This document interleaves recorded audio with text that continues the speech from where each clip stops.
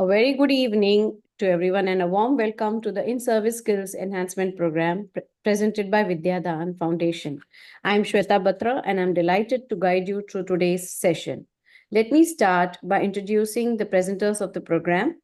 VidyaDaan Foundation is a transformative non-profit organization dedicated to empowering underprivileged children, youth, and women through the power of education. With a strong focus on quality education, VidyaDaan is working to unlock the potential of disadvantaged children across India. In addition to providing education, the foundation conducts teacher training programs to raise the quality of teaching in schools. As educators, staying updated with the latest trends on developments in the education sector is crucial. Moreover, as per policy requirement, every education professional is expected to complete 50 hours of continuous professional development annually. The ISEP is designed to help educators fulfill this requirement. We are proud to have trained over 20,000 teachers across India and are committed to extending this program to educators from the CBSE, ICSE, and state schools. The ISEP is a capacity building program aimed to enhancing teaching skills, introducing the latest educational trends, and equipping educators with the tools they need to succeed. These sessions are engaging and informative, conducted by industry experts. The session details are as follows. We have a session every Saturday, 5 to 6. I must make a mention that we have been having these sessions continuously for the past 5 months, every Saturday from 5 to 6. We shall be taking a short winter break and shall be back soon. This would be the last session before the winter break. Participants who complete the session will receive a valid e-certificate confirming 1 hour of training. The process to earn the certificate is after the speaker's presentation, we will share a questionnaire based on today's content. To qualify for the certificate, you need to score 7 or more. The Google form link must be completed before leaving the meeting. For those who are interested in receiving the e-certificate, there is a nominal fee of rupees 100 for which and your certificate will be shared with you via WhatsApp within 7 working days. Also, I would like to make a note. I want you to make a note that since we had lots of certificates in the process, there is a lag and delay. But rest assured, by this weekend, by the next Monday, you all shall be receiving your certificates well in time. I think there has been a lag in the entire month of December, and it shall be taken care by the next Monday, coming Monday. Yeah. Now it's my pleasure to introduce to you our esteemed speaker for today. Our expert today is Mrs. Sarita Dahiya, an experienced educator with expertise in early childhood education. Madam serves at Salman Junior School, New Delhi. With decades of experience, she has consistently focused on innovative teaching methodologies to nurture foundational skills in young learners. As a resource person, she conducts workshops on effective parenting and enabling learning environments. Her sessions emphasize fostering independence, designing conducive study spaces, and effective communication, all very important aspects. Sarita ji constantly guides parents and teachers to collaborate effectively for holistic child development. She incorporates the Montessori approach to make learning engaging and child centered. Her dedication extends to exploring the latest trends in education to bring benefits to the classroom. Being a lifelong learner, she believes in empowering children to achieve their full potential through consistent and thoughtful guidance. A warm welcome to you, madam. Uh, Dear members, dear viewers, in case you have some important question relating to today's topic, you can put that in the chat box. We shall try to address those questions if time permits. That's all from my end, madam. Over to you. Thank you. Thank you, ma'am. Thank you so much. I just share my PPT. Give me a second.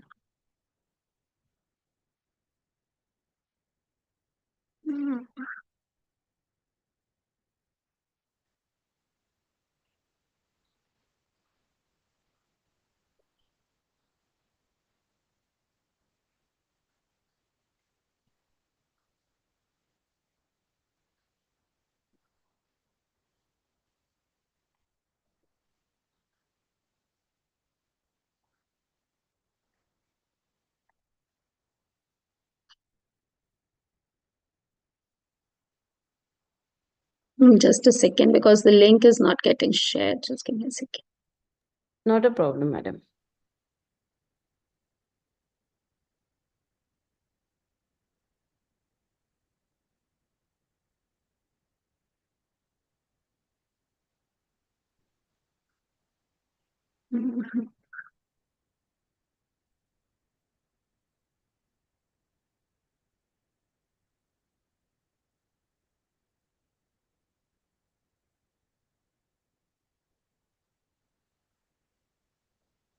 Ma'am, is my screen visible? Yeah.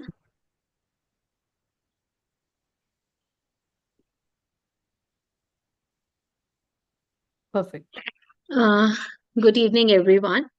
I'm a teacher at Silvan Junior School, as ma'am told, with an experience of about 25 years in the field of education. I'm not here as a resource person, but as a fellow teacher like you. I would like to extend my heartfelt thanks to VidyaDaan for giving me this wonderful opportunity to share my thoughts on effective classroom management. Today, I will be sharing not only my insights, but also a few experiences that have significantly helped me in my teaching journey. Before I begin, I would invite you all to take a moment to reflect on your own classrooms. Close your eyes for a minute and think about your day. Ask yourself, how many students were you able to interact with and truly reach out during your single period of 35 to 40 minutes? Were you able to connect with each child, even briefly? We live in one of the most populous country in the world, and this presents a unique challenges in our classrooms. This is where the role of effective classroom teaching management becomes crucial. If you felt that you are unable to connect with all your students during a day, don't worry. Certain strategies and techniques will help us bridge this gap and ensure that every child feels included and engaged. Let us start by exploring two important aspects of classroom management. Understanding the principles of effective classroom management. This will help us create an environment where both teaching and learning happens seamlessly. Promoting a collaborative approach to create a positive environment. We will look at all how working together, teacher, students, and even parents can foster a space where every child feels motivated and supported to succeed.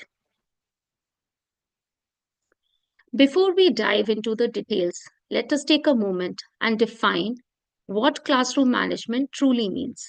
Classroom management refers to the strategies and techniques that teachers uses to create and maintain a productive, organized, and supportive learning environment. It is about establishing clear rules, routines, expectations to ensure students remain engaged, respectful, and focused on their learning. In essence, classroom management is the foundation for creating a space where both teaching and learning can thrive. Effective classroom management brings numerous benefits to the teaching and learning process. Let us look at the key outcomes. It ensures a conducive learning environment where students feel safe, respected, and motivated to learn. It encourages students' engagement and participation, making lessons more interactive and meaningful. It reduces disruptions, allowing teachers to focus more on delivering quality instruction and enhancing overall efficiency. It builds respect and rapport between teachers and students, fostering a positive and a supportive classroom environment. By focusing on these aspects, we can create an environment that benefits both students and teachers alike. Effective classroom management relies on several key components. Let's break them down and with an example to see how they work in practice. Clear expectations. Define rules and routines in the beginning of a session as well as when you take a class. Rules and routines should be very clear for the children. For example, establishing a rule that students must raise their hand before speaking. Communicate your expectations very effectively. At the start of a year, explain these rules clearly and reinforce them through visual aids like a classroom chart. Positive reinforcement. Acknowledge good behavior. If a student consistently follows the raise your hand rule, praise them publicly or reward them with a star on a behavior chart. Motivate through encouragement. Highlight their behavior creates a better learning environment for everyone. Now, behavior strategies. Address misbehavior constructively. If a student interrupts without raising their hand, remind them of the rule calmly rather than scolding. Implement fair consequences. If the behavior persists, use a consequence like reducing free time, ensuring it is fair and proportional. Time management, maximum instruction time. For instance, have materials ready and organized so that lesson can become promptly. Transition between activities smoothly. Use a timer or a verbal cue. Like in 2 minutes, we will switch to our group activity to help students prepare mentally and move seamlessly. By integrating these strategies, we not only create a structured classroom, but also create a positive and a productive learning environment. To manage a classroom effectively, there are two foundational principles we must focus. Establish clear expectations, develop and communicate clear rules, consequences, and expectations. For example, set a rule that students must submit homework on time and explain the consequences, like completing it during recess if missed. Display these rules prominently in the classroom and remind students regularly. Create a positive learning environment. Foster a supportive, inclusive, and respectful environment. For instance, encouraging peer collaboration by pairing students with diverse abilities to work on group projects. This not only builds mutual respect but also enhances learning through cooperation. By combining clear expectations with a positive environment, we create a space where students feel motivated and confident to perform their best. Effective classroom management also involves practical strategies that enhance the learning environment. Let us explore a few key aspects like seating arrangements. Optimizing seating to promote engagement, reduce distractions, and movement. For example, arrange desks in a U shape to encourage discussions or group clusters for collaborative activities. Student leaders empower our students, make them leaders to create a vibrant and inclusive community. For instance, assign classroom monitors, a group leader's specific opportunity, organize materials, leading discussions to build their confidence and foster a sense of responsibility. Material engagement. Organize materials, supplies, technology to minimize disruptions. For example, have labeled bins for stationery, designated specific spots for frequently used materials like whiteboard markers or art supplies. Use visual aids like posters, charts to reinforce expectations and procedures. For example, a poster showing steps for a science experiment can help students to stay on track without giving constant verbal instructions. By implementing these strategies, we can create a structured and a dynamic classroom environment that supports both teaching and learning. Now, choosing a right arrangement for a class. Somewhere the students are 40 and we have small places. So it will all depend that what kind of classroom, what kind of a seating, but what kind of a activity we are planning, it all depends on that also.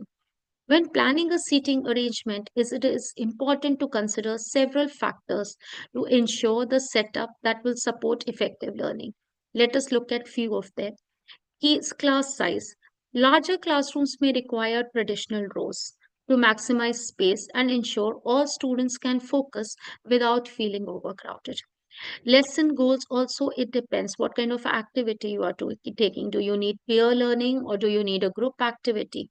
For group work or collaborative activities, seating in clusters or a circle works best. However, for lectures or individual focused tasks, roads, rows might be more appropriate to ensure clear lines of sight. Now, students need flexibility is the key. Some students benefit from alternate seating arrangements, such as flexible seating options, standing desk, or some kind of a cushion area in the classroom to cater to diverse learning preferences. Classroom space. The size of a classroom matters. U shaped or cluster seating requires more space to ensure students can easily interact and move around. If the room is limited, traditional rows might be more practical. Now, technology integration. With the use of digital tools, ensure that seating arrangements allow easy access to technology. For example, row might be suitable for tech-enabled lessons, but a group project with shared devices, clusters, or circles can be more effective. Considering these factors will help you create a seating arrangement that not only fits the class size and space, but also supports the lesson objectives and students' need. Let us look at the benefit of incorporating students' leaders in the classroom and how to implement them effectively. Encourage students' accountability and engagement in the class. When students take on roles, they feel more involved in a classroom community, which enhances their sense of responsibility and engagement. It reduces the teacher's workload. Delegating certain tasks to students can lighten the teacher's workload, allowing them to focus more on instruction. Build leadership, teamwork, and independence. By giving students responsibility, we help them develop important life skills, including leadership, collaboration, and independence. Examples of responsibilities like classroom monitors, they help to maintain the order in the classroom and assist the teacher with minor tasks. Attendance helpers, these students track attendance and ensure it is recorded. Material management, they can be responsible for organizing and distributing material like books, worksheet, art supplies. Technology assistance, these students can help up set up or troubleshoot digital tools and ensure technology runs smoothly during lessons. Implementation tips, rotate roles regularly. Rotate leadership roles to ensure fairness and give all students an opportunity to develop different tasks. Define tasks clearly. Be clear and specific about the responsibility of each student leader so they know exactly what is expected of them. Acknowledge and praise efforts. Recognize the hard work and contribution of student leaders to motivate them and maintain their enthusiasm for their roles. By involving students in this way, we foster a more collaborative, efficient, and positive environment.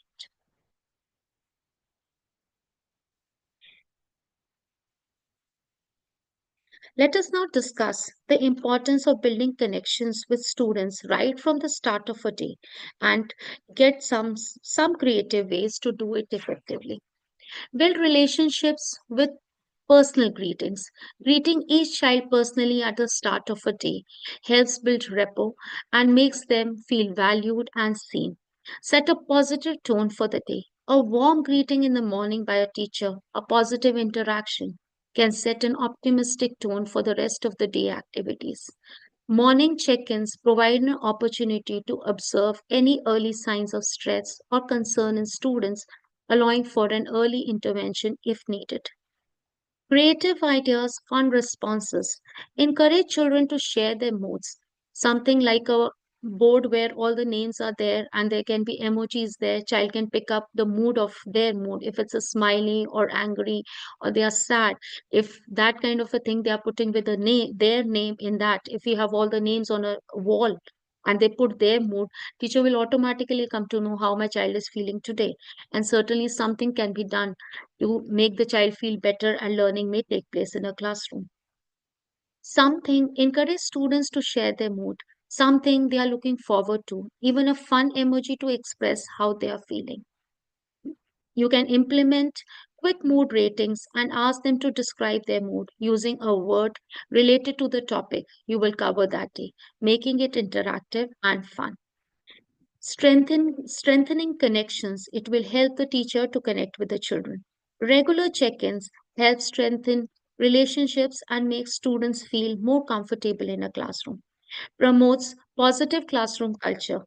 It creates an environment where students feel encouraged to express themselves, contributing to the positive and open classroom culture. Encourages sorry encourages engagement and early intervention. By observing students' mood or concerns early in a day, you can address issues promptly and encourage better engagement throughout the lesson. By starting the day with meaningful check-in, we create a classroom environment where students feel seen, supported, and ready to participate. If you remember our own childhood when we were children, what is the favorite subject? The time when we connect the most with the teacher, we are obviously liking that subject also. If we are not able to connect with the teacher, we don't like that subject. And this becomes later on, the gaps keep on increasing and the children face trouble when they go to high school. So if we are able to connect, the child will automatically our subject as well as the teacher both becomes favorite. So these kind of things, when we take the attendance in the morning and form one eye contact with them, automatically the child feels valued in our classrooms.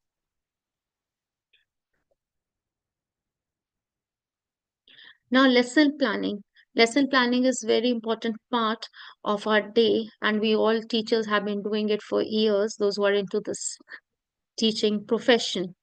Develop engaging and structured lessons that promote active learning and minimize disruption. For example, having a well planned lesson with clear objectives, interactive activities, and student centered tasks help keep students engaged and reduce downtime that could lead to off task behavior. Tailor made instructions to meet diverse learning needs. All children learn with different way. Some by listening, some by doing some activity, some by looking at something. So there are different kind of diverse learners in our, and other needs are also there, being an inclusive school.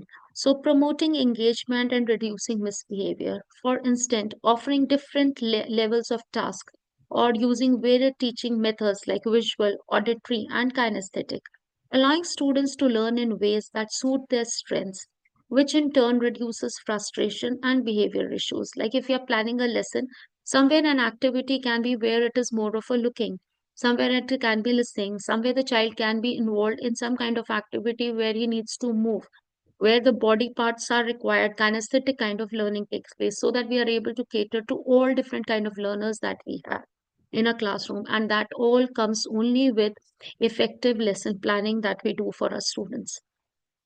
Leverage technology to enhance instruction, increase students' engagement, and reduce distractions. Using interactive apps, online resources, digital tools during lessons can capture students' attention and make learning more dynamic, while also helping them stay focused on the task at hand. By integrating these strategies into your classroom management plan, you can create more structured, engaging, and inclusive learning environment. Just a short video I'll play here. Hope you are able to hear it. This is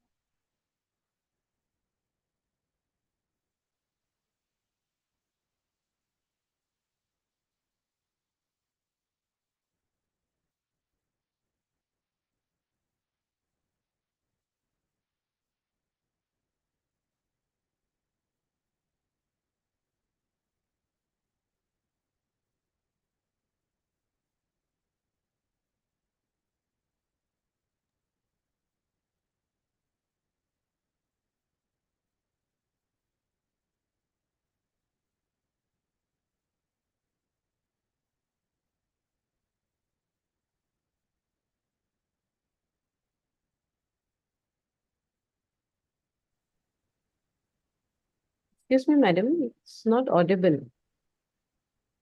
Not audible, ma'am. No, no. Uh, Actually, I'll try it again.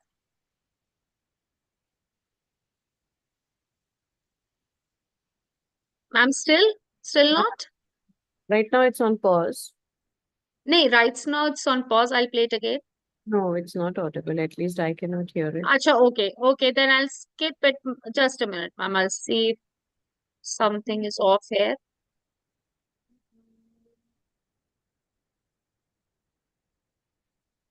Mm, okay, let me skip. I'll just talk about it then. I don't know what's the issue. Because it's audible to me here. Basically, here we can see it's all of us must have seen this movie, Chalk and Duster. Here, the teacher is using her voice to connect with, and how the children are connected to the teacher. She is using some kind of a flashcard, and how she is involved with her effective lesson planning. That is what I was just trying to show it with this short clipping. I'll go to the next slide now. Now, appropriate height of the teacher's table. Now, what is the need of that to see that the height of the teacher's table, what the height is there in a classroom? The teacher's table actually should be of a moderate height that allows both the teacher and student to interact comfortably. The table that is too high can create a psychological sense of authority or separation between the teacher and the student, which may hinder open communication. On the other hand, a child's friendly height foster openness and accessibility, encouraging students to approach the teacher freely, ask questions, or engage in discussions without feeling distanced and intimidated. For greater flexibility, consider using adjustable height tables that can be altered based on the activity. For seated activity, a lower height may work best, while standing activities or group discussion may benefit from a higher seating. This approach aligns with the NEP 2020 emphasis on inclusivity and interaction, ensuring that the classroom setup is flexible and conducive to different learning needs and style. By choosing the right height, we promote both accessibility and engagement, creating a more inclusive learning environment.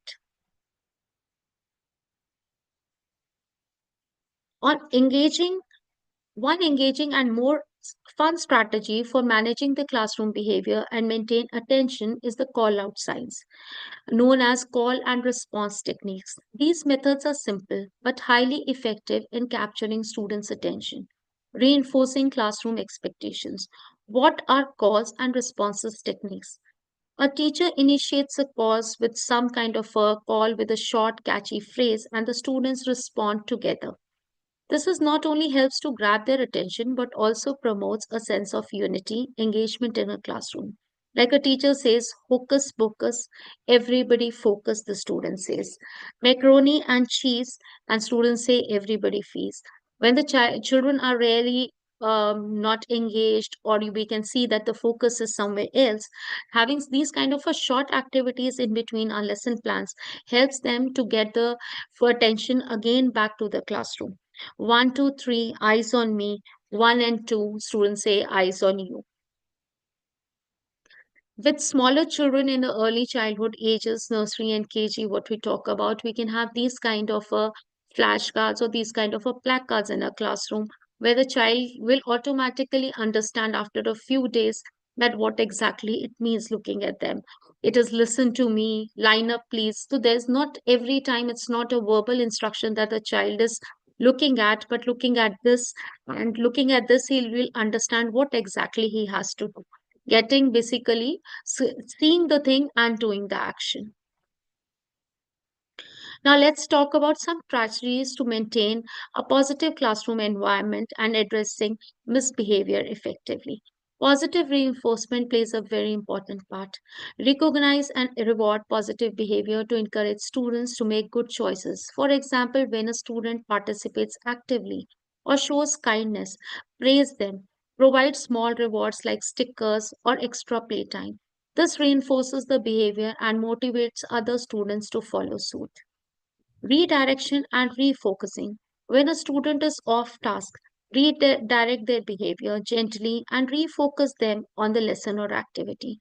For instance, if a student is distracted, you can say, "Let's get back to our project," or ask a question related to the lesson to bring them back into discussion. Redirection helps maintain momentum and keep students engaged without singling anyone out. Now, de escalation techniques. In moments of conflict, it is important to use de escalation techniques such as active listening. Let the child express their feelings and show you are listening by nodding or paraphrasing their concerns. Empathy. Acknowledge their emotions, saying things like, "I can see that you are frustrated," to make them feel understood. Problem solving. Have students work through their conflicts by suggesting solutions or offering choices. Encourage them to think on ways to resolve the situation calmly. These strategies help to build a positive classroom culture and maintain focus and manage conflicts with patience and understanding. Now, monitoring and feedback. Monitoring students' progress and providing timely feedback are essential for maintaining an engaging and a productive classroom. Here are some few strategies here. Daily check-ins. Ask students to rate the lesson or share what they have learned at the end of each class. This provides a quick feedback and gives you insight into their understanding. Have students exit tickets. Have students write one takeaway or question from the lesson on a small slip of paper before they leave. This serves as a quick formative assessment and help you gauge whether the key points were understood. Observation. Walk around the classroom to observe students doing activities. This allows to provide the real-time feedback and offer opportunities to correct misconceptions immediately. Self assessment. Use rubrics or reflection prompts for students to assess their own work. This encourages self reflection and accountability. Now, the self reflection, even in the NEP 2020, it has come in the report card as well. The children will, not only the peers, not only the teachers, not only the parents are going to be part of it, but the child's self reflection is also going into the holistic report card that we are going to have after the NEP. Many states have already started, so Delhi is not still into the NEP thing as of now. Formative assessment. Incorporate quizzes, polls, and short surveys to check for understanding throughout the lesson. These give you a clear sense of where students stand, whether additional instruction is required. Positive reinforcement. Positive reinforcement behavior helps to foster a productive and respectful classroom environment. Here are few ways to motivate. Praise the child. Recognize specific efforts or achievement in front of the class. Be specific about what they did well to encourage continued good behavior and effort. Use tokens, stickers, certificates as reward for positive behavior. This all not only motivates students but also creates a sense of achievement and progress. Assign classroom jobs to the students, like a leader and material manager, as rewards for positive contributions. This builds responsibility and gives students a sense of ownership in the class. Create a short shout out board or encourage students to praise their peers for good work. Peer recognition fosters a sense of community and mutual respect. Set group goals and reward the entire class when they meet them, like an earning a movie or an extra recess time. This encourages teamwork and collective responsibility. These strategies for monitoring, feedback, and positive reinforcement will help you maintain an engaging, supportive, and productive classroom environment where students are motivated to succeed.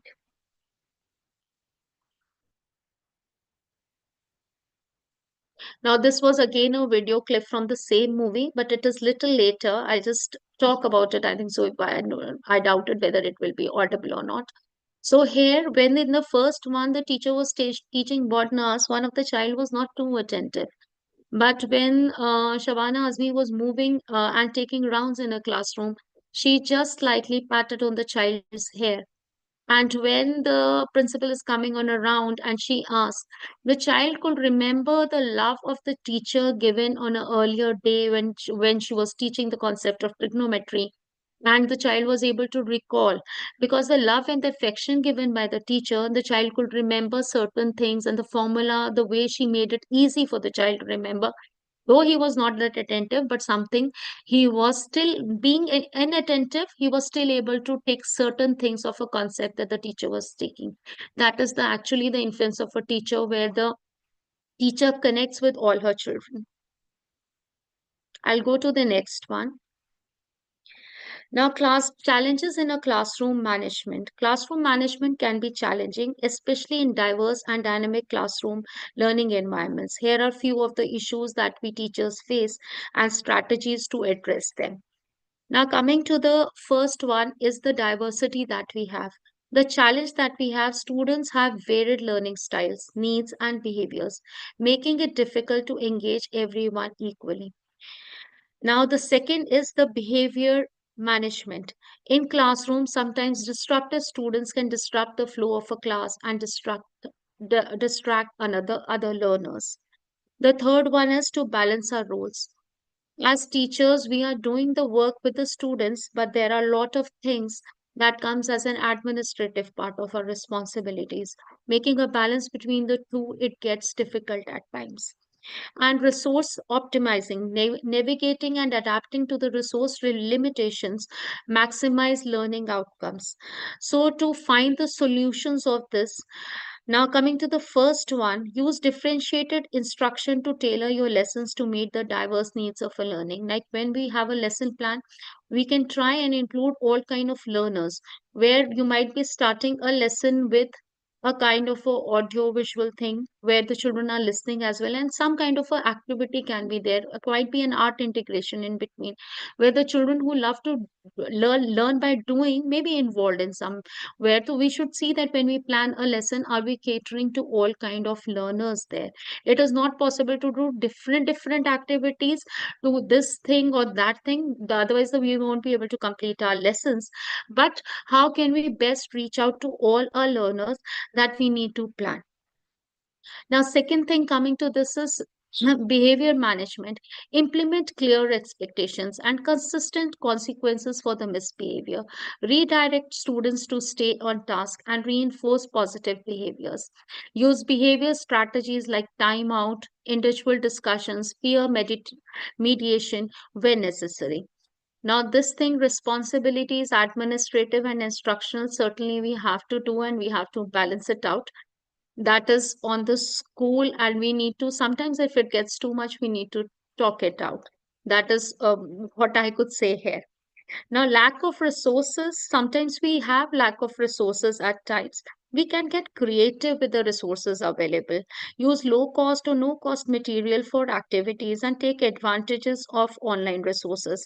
Collaborate with other teachers to share resources and create cross curricular projects. Now, something like we can have a resource room or a resource cupboard in a school. Like suppose nursery, KG, we talk about the lower classes where your theme-based teaching takes place. We know the concepts have little bit we go ahead, but the kind of kits we need are the same. If we prepare it during the breaks that we come, when the children are not coming, in the summertime we are coming in school. If we prepare those kind of a teaching aids at that time, and we have a resource bank in a school, not individual, each teacher making for her class, that doesn't help out, and then it is a too much of a workload. But if we have a resource bank in a school, whether it's a small room, whether it is few cupboards, we prepare those and keep it, and whichever teacher needs for her lesson plan can take it from there. And next session, when we have another break or a winter break, when winter break, few winter breaks we get, and otherwise we are coming to school if the children are not coming at that time, we take out the resources, see what needs to be redone, what more we require, and we keep on working and building on a resource bank in our school. That way, I think so we can ease out our pressure, and with that help, we can work better. So, overcoming challenges I've already discussed in the same slide as previous one.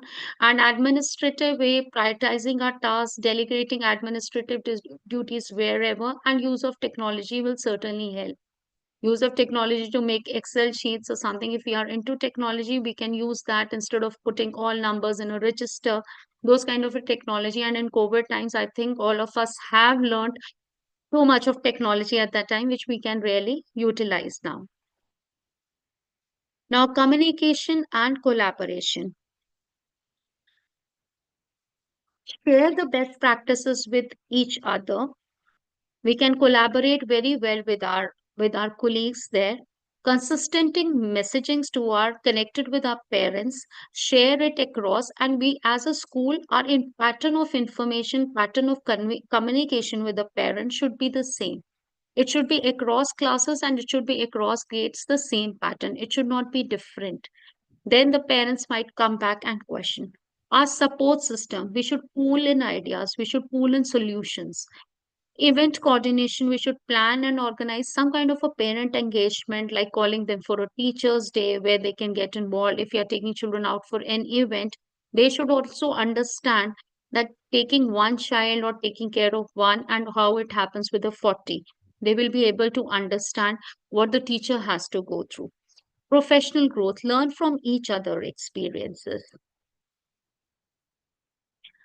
Now, self care and reflection, it is very important to take care of ourselves, maintain a healthy work life balance, regular exercise, take proper care of proper nutrition, adequate sleep into daily routines, setting boundaries to your workload as well effectively, and seeking support when needed.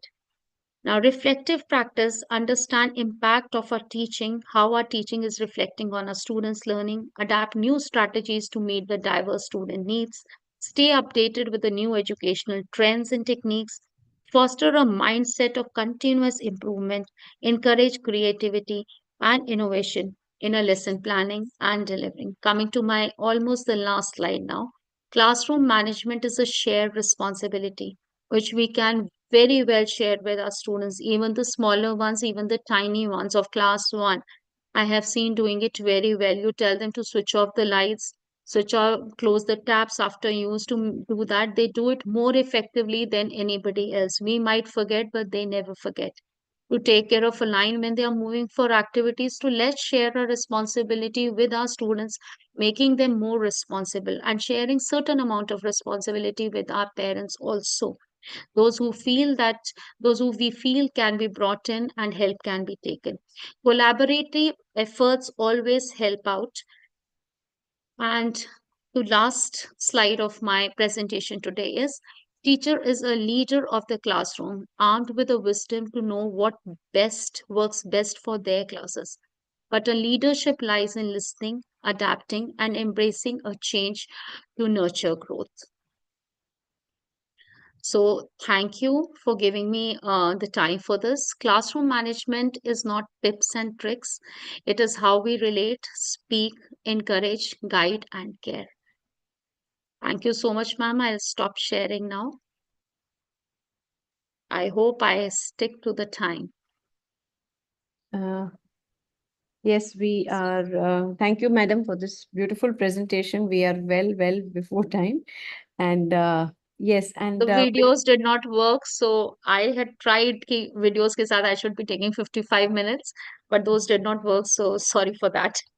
okay. The No, no, audio was that is working. absolutely fine. It's just fine. Now that we are talking about it, there are a couple of things that we could discuss. We have been getting very good messages, and there have been comments where, yes, ma'am, we agree with you, and this is a great technique that you have shared. And, in between, we have been getting those kind of messages. Now, since we have the time, would it be possible for you to throw some light on? You spoke a lot about, making it an effective classroom. But everybody faces a lot of challenges, and every day we have a lots of things happening in our lives as teachers. At the same time, there's a lot happening in students' life as well. There could be instances where siblings are born, there could be some problem in the family, there could be some challenges like economic or financial challenges, so everybody is coming out with a lot of things. So could you throw some light on how can a teacher maintain that kind of smile, patience, that engaging environment despite all odds, and be that empathetic to even understand the student, because even he or she could be going through at different levels. Every age group brings challenges for everyone.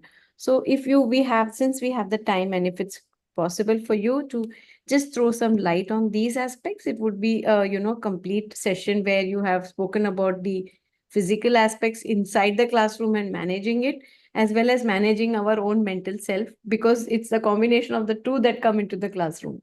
Because if we are not balanced and we are not quiet and we are angry when we enter a classroom, certainly it will pass to our students. If you could So share that some is there. few tips how to keep Uh, your calm, I'm sure with your kind of experience, you would be able to. Ma'am, to be very frank, we actually in our school start our day with a meditation. Wonderful. Yeah. So first thing that we when we enter, because everybody is in a hustle and bustle, whether it's children might have got a scolding at home, कि you do not get up on time and the bus thing can be there, कि bus miss ho jayegi. Many things happen at home also. It happens with us also as parents, we do that. So in the morning when the children come, certainly the teachers stand at the door and we stand on a way from where our school gate starts. So those who are in a course scholastic and not class teachers, so we start welcoming from there, and we start with saying pranam to the students. We don't start good morning anything. We are staying with our own culture. So there we start, and as soon as the children enter at 8 in our classrooms, our meditation music starts. So 10 minutes of meditation, wherein with the early childhood students, we don't sit on chairs, we sit on the floor. So the it's a circle time kind of a thing where the teacher will sit with them, talk with them. 10 minutes, 5 minutes, hardly 5 to 7 minutes that music plays. And after that calmness and quietness starts in a day, then the teacher will ask, how is your mood? What happened? क्या किया? क्या enjoy किया? तो वो बच्चों को जो sadness भी होती है, angry भी होता है, मम्मा ने ये वाला पराठा नहीं दिया, वो नहीं दिया. तो the tiny ones are more peppy. They have lot to share actually. बड़ों के साथ थोड़ा issue है, but I'm more of a primary teacher, I would say, so I can talk about that with feeling, I would say. So वो बच्चे अपनी सारी बता देते हैं. अगर सिबलिंग के साथ भी कोई राइवलरी चल रही है, अगर आपस में दो, I will tell you, yesterday only two kids, they are basically twins, so they were fighting on a ruler in the classroom, and they came and told me, ये मेरे को, मैं कहा बेटा, are you are brothers sisters, you can share, and all that talk when I gave them, they were, अच्छा ma'am आगे से share कर लेंगे, but they were fighting, being siblings also and being twins also, they had a fight in the classroom. So that is the time when 5 to 7 minutes we try to keep our classroom calm. Our school is totally quiet at that time. And then the hustle bustle starts actually. After that, the day starts. So it starts with calmness. At the end, we try to do it at the end, but we are still not succeeded. So that is there. How we start about, and circle time, like should we have a lot of like the way I showed you colored signs. We have certain pictures of where we have a calm face on an angry face or a happy face. Acha, today I'm feeling like this. What is your feeling looking at this? The children share their feelings. कि मुझे गुस्सा है तो किस बात का है? So वहाँ पे, तो how to deal with that? Teacher might take up a story if that is there. अगर टीचर को लगता है रोज ही एंग्री है, तो certainly we need to talk with the parent. What is the issue going behind? So that is how we try to, tiny bits, we try to reach out to our children. Though I, it is not always easy, but Mm. those kind of things. But I think this meditation thing is like, I call meditation in the morning. In the schools, we also used to have in the morning as soon as students come. I think this is like, where we talk about the axe, woodcutter and his axe, where there were two woodcutters who would work for 8 hours, but one woodcutter would always have less output and the other would have more. And Mm. when it was found out that the other one who successfully always had more, though he worked only for 8 hours, he would take 1 hour break, in which half an hour he would sharpen his axe, and in half an hour he would take some rest. So that is a rejuvenation of his tools and himself that allowed him to even work for 7 hours but have a better output. So meditation is as good as that, where we, despite of everything, calm our own selves, sharpen ourselves to get going and move ahead and Trick has worked with us because our school, our Silvan Education Trust is clubbed with heartfulness. जो आपके यहाँ पे कहना तेलंगाना के उधर ही है, तो हम अभी teachers have gone for sessions and principals have gone for sessions there. We have it here as well for our teacher हाँ. training. There was a beautiful program which we had conducted. Yes, yes.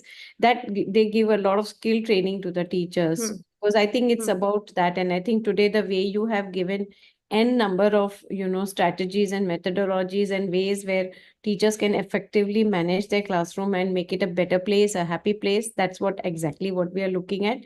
I think teachers have got valuable takeaways uh, after this session.